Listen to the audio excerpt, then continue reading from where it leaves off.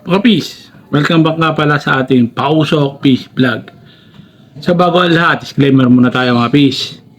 Itong page na to ay depende sa mga bata below 18. Sinasabi ko na bawal. Para lang to sa mga may edad na at may karapatan na gumamit ng disposable pads. So nagawa na natin disclaimer natin. So diretso na tayo. Diretso na tayo sa ating video. So ang ating opera ngayon sa ating operating room, ito mga peace. Itong APOC o APOC. Ayan. Yan ano niya oh. Kaya na magbasa. Ayan. Ayokong basahin eh. At medyo pangit ang ano eh oh, ang ibig sabihin eh. Pag binasa ko. Sa mga peace, napaka-simple lang nito. So titingnan muna ulit natin. Gaya ng dati. Kung paano natin bubuksan to. So wala naman tayo ibang makikita rito kundi ito nga yung mount niya, charging port, diyan tayo syempre nagcha-charge. Tapos ito lang yung guhit na yan, yung silver na yan, diyan kayo magsisimulang mag-opera. Diyan nyo operahin yan. Para nyo operahin yan, kumuha lang kayo ng panungkit. Ako kasi usually lagi kong ginagamit yung kutsilyo lang para mabilis. So ito, kutsilyo o kampet sa Cavite. Sige nyo lang, equalin nyo lang. Ganyan. Yan. Pag naramdaman nyo nang umaangat na siya mga peace, ganyan nyo na lang ng kamay.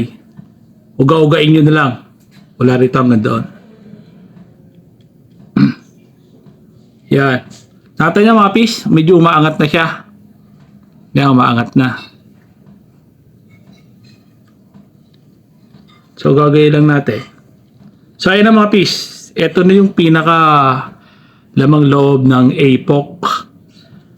So ayan. Yan. So ito. So itong APOC na to, dati ko rin nabuksan.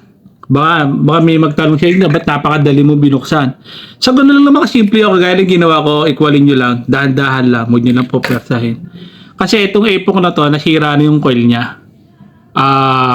Pinalitan ko siya ng bagong coil. Meron akong video noon kung paano ko pinalitan. So, hindi ko pa na-upload. Upload ko later. Ganun lang kasimple. Pag nabuksan nyo na, syempre, linisin nyo na rin itong mouthpiece nyo. Ito, mouth tip. Ayan. Mouthpiece ako na mouthpiece. Mouth tip pala, yan. Linisin nyo na syempre yan. Pati itong lahat yan, lilinisin nyo. Gamit ang cotton buds. O kahit anong palinis. So, yan. Equalin nyo lang yung ibabaw. Di ba? Ganoon lang kasimple. Kunin nyo lang ibabaw. Tapos ito, yan. Lagyan nyo na ng juice. Kung anong juice ang gusto nyo ilagay. Lagi ko sinasabi, ang required kong juice na nilalagay is Saltnik. Saltnik, mas maganda siya sa dispo. So, lagyan nyo na. Yan. So, ako kasi, nalagyan ko na ito dati. Kaya medyo may laman pa siya. Nasa inyo na yan kung ganong karami ang ilalagay nyo. Pero ang tip ko sa inyo, wag nyong i-overflow. Wag nyong masyadong lalagyan ng maraming juice ang dispo. Bakit? Kasi babara na yan sa ating sensor para matrigger yung ating coil. Yung umiilaw, yun ang pinaka-sensor noon. Pag marami siyang juice, mahirap siyang hipakin. At saka kalimitan nangyayari doon, nahihigop mo na yung juice. So after mano mo na yan, malagyan mo na syempre yan. Ibalik nyo lang sa dati.